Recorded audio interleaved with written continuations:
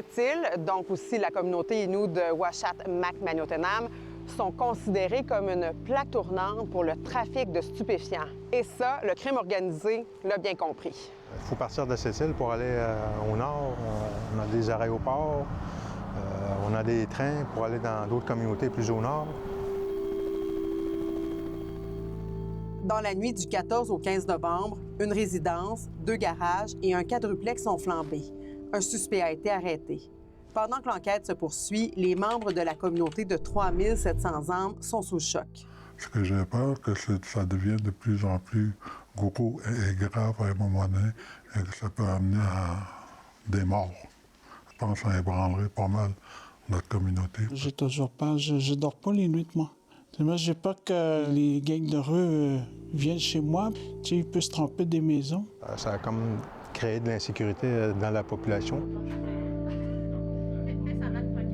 On s'apprête à partir avec une équipe du service de sécurité publique de Uashat-Makmaniutenam. On va passer une partie de la soirée et de la nuit avec eux. Ça fait combien de temps que tu es policier ici à Uashat? Ça fait 22 ans. Je viens d'ici, je viens de la région, je viens de la Côte-Nord. Donc, mes 15 premières années, on n'avait pas cette criminalité-là. Une travailleuse sociale Innu fait aussi partie de l'équipe. Marie McKenzie est en service. Moi, je rentre avec les policiers dans les interventions, comme Pascal a dit, dans les crimes contre la personne. Je m'occupe aussi côté le volet plus santé mentale également. Puis c'est très apprécié de la population. Vu que je parle Innu, ça aide aussi beaucoup. On l'a localisé, là, il va quitter dans l'ambulance. Depuis l'arrivée du crime organisé, on sent que la bagarre est montée à un autre niveau.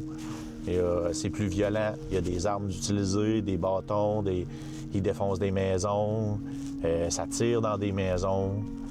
Il y a des gens qu'on connaissait pas, qu'on n'est pas habitué de voir circuler, qui arrivent des grands centres, qui viennent faire des jobs ici, ils se trompent d'adresse, vont à des mauvaises places. Tu sais, comment qu'on gère ça, tout ça? Est-ce que tu vois qu'il y a une différence? Ouais, oui, c'est sûr, il y a de la peur, il y a de l'inquiétude, surtout au point de vue de leur famille. Pour eux autres même, on dirait, ça leur dérange pas de manger les coups, mais pour leur famille, ils ont une crainte. On vivait paisiblement, mais là, on se sent comme les gens ont peur. Puis on sait c'est qui. Les familles se connaissent, puis tout ça. Comment qu'on fait pour protéger le monde qui dénonce? S'il faut, on les aide à se déplacer. Mais ça, est-ce qu'on faisait ça avant à Uashat-Makmaniutenam, déplacer le monde? Pas à ma connaissance. Ben, il m'a dit, si tu dénonces, tu vas faire à moi, puis qu'elle allait venir chez moi, puis régler le problème. Ce soir, il n'y aura pas d'événement majeur. On a vu dans les rues pas beaucoup de circulation, autant piétons que véhicules. Quand même tranquille pour un jeudi. C'est un mot à éviter, un poste de police, ça, tranquille. Il n'y a pas une journée où on se dit « Ah, ça va plus bouger ». C'est jamais pareil. Pour faire face à cette nouvelle réalité, le nombre de patrouilleurs de la SPUM, la sécurité publique de Uashat-Makmaniutenam, est passé de 8 à 19 au cours des 6 derniers mois. Des enquêteurs du Corps policier autochtone de la Sûreté du Québec et de la GRC font aussi équipe contre le crime organisé. On a quand même 73 dossiers qui ont été enquêtés par l'équipe mixte depuis sa création en février 2024.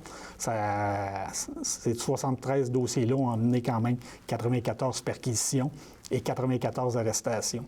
Puis on a au-delà de 75 armes à feu qui ont été saisies dans ces opérations-là. Fait qu'on voit l'importance de l'équipe mixte sur la Côte-Nord puis des résultats qu'on peut amener. L'escouade a été créée au même moment où éclatait la guerre de territoire entre les Hells Angels et le Blood Family Mafia. Le chef du BFM, Dave Pic-Turmel, est présentement incarcéré en Italie, en attente de son extradition vers le Canada. Son ancien acolyte, Al Boivin, tente d'implanter le North Savage Gang. Il est sur la liste des fugitifs les plus recherchés au Québec. Il y a des opérations qui ont lieu, comme on en a fait une le 5 novembre dernier, là, ici dans la région de Maliotenam, puis de cette île où il y a une cellule qui est arrêtée.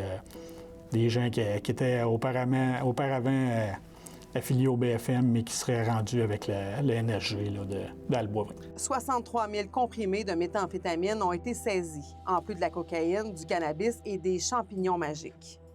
9 suspects ont été arrêtés, 2 armes de poing ont été saisies. On cible souvent les têtes dirigeantes ou les gens qui ont une influence ou qui pourraient passer des commandes. Puis c'est vraiment le mandat qu'on a donné à nos équipes. On se croise les doigts, mais en 2025, là, on remarque une accalmie. Là. Il reste quand même quelques événements isolés. Là. Les défis sont grands, mais tant les leaders autochtones que les autorités policières ont bien l'intention de reprendre le contrôle sur leur territoire. À Ouachat, Macmagnotenam, Marie-Claude Paradis-Desfossés pour Nouveau Info.